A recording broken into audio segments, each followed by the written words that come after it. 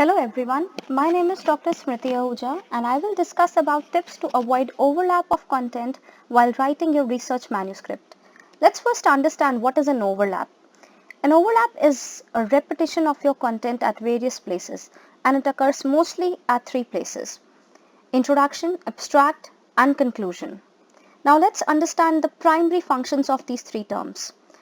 While abstract provides the summary of what the author has done in a nutshell, it catches readers' attention.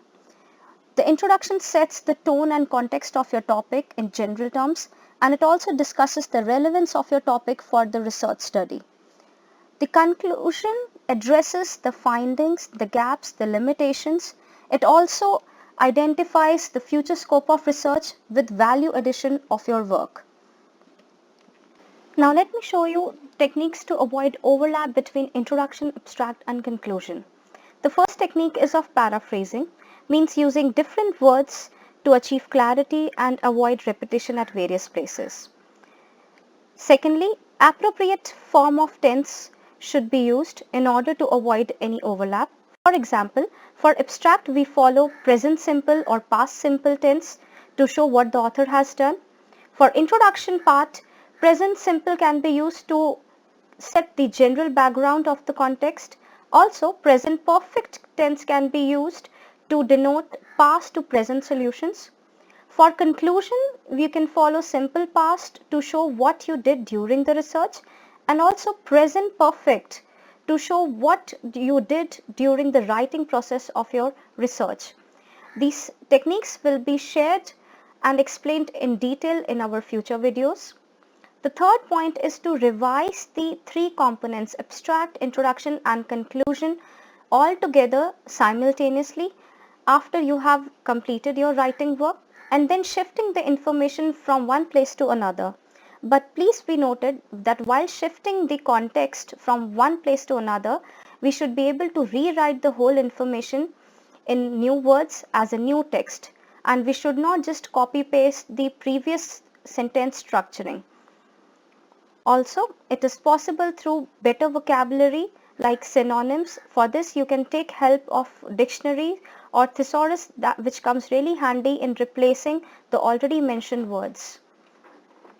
We will explain all of this with an example. Let's see this example. It's a fictitious research paper. The abstract here presents the brief summary of author's work along with description of methods used, the model emerged and the key findings in a very summarized way. The abstract follows present simple tense as well as past tense to denote its findings, which are the apt forms of tenses used for abstract.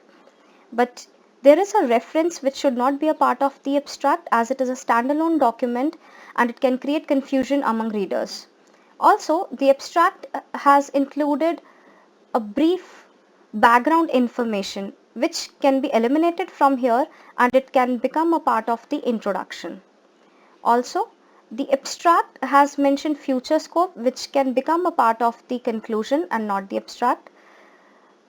Also, there is always a necessary overlap between abstract and conclusion, which is the key findings, because both these documents include key findings in their explanation. But this overlap can be avoided by using better paraphrasing.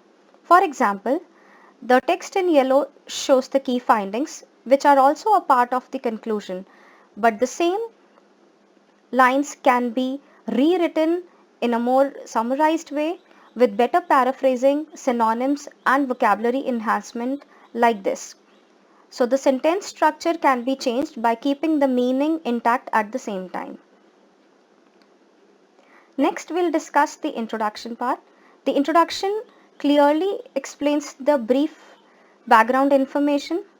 It shows and discusses the relevance of the topic in hand, why it is important for the researcher to research and write on this topic. It discusses the rationale of the topic. The conclusion highlights the key findings of the researcher. Also, it focuses on the key points throughout the research paper along with the value addition from the research and how this paper is different from other authors' work. It ends with scope of future research as well as the limitations, which are an important additional information not mentioned in abstract and introduction. I hope you find this video informative. For more information and assistance on proofreading services, contact me, Dr. Smriti Ahuja, at this email ID mentioned. For more research related content in future, please like, share, comment your feedback and subscribe to our channel Learning with Chandan. Thank you.